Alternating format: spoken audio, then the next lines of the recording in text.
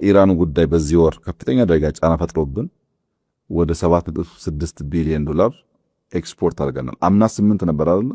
አሁን በ9 ወር 7.6 ገብተናል። የቀጡት 2 በአሁኑ ፔስ እንኳን ብንሄድ 2.4 2.5 ቢሊዮን ኤክስፖርት ብናደርግ በዚህ ዓመት 10 ቢሊዮን ዶላር ኤክስፖርት አደረግን ማለት 10 ቢሊዮን ዶላር ማለት የኢትዮጵያ የ3 ዓመት ኤክስፖርት ድሮ አይደለም ከለውጥ በኋላ በ3 ዓመት የነበረውን ኤክስፖርት በአንድ ዓመት ያመጣ ነው። በዚህ ነው ይሄን 10 ዓመት ሰርተ ነው ቢሆን 20 ዓመት ሰርተ ነው ቢሆን ዛሬ እንደርስ ነበር ብላ ሰው ፖሊሲው ብቻውን አይሰራም። ፖሊሲውን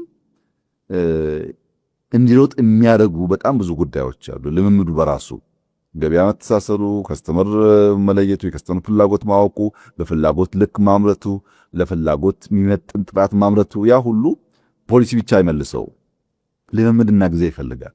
ኢማጂን ሪፎርም ውስጥ ገብተን በጥቂት ጊዜ ውስጥ 10 ቢሊዮን ድረስን ማለት የዛሬ 10 እና 15 ዓመት አድርገን ቢሆን ኖሮ ይህን ጉዳይ ዛሬ እንደምንደርስ አስበው።